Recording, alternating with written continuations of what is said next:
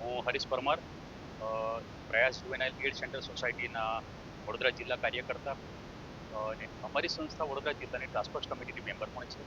અને અમને માહિતી મળેલી કે વાઘોડિયામાં આ એક રેડિયન્ટ લિમિટેડ નામની કંપનીમાં બાળકોને રાખવામાં આવે છે, 18 વર્ષ કરતા ઓછી ઉંમરના બાળકો એમની પાસે ઓછા પગારે બાળમજૂરી કરાવવાતી હોવાની બાતમી મળી.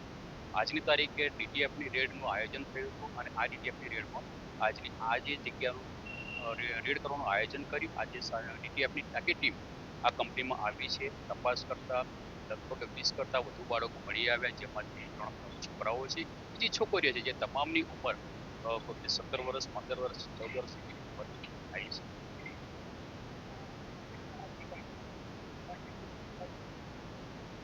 અમારી સાથે આજે વાત કરીએ તો બાળ સુરક્ષા એકમ છે, જેમાં એસએસભાઈ છે, આરોગ્ય ખાતું, શિક્ષણ ખાતું, લેબર વિભાગ, આ ઘણા બધા વિભાગો આજે હાજર છે.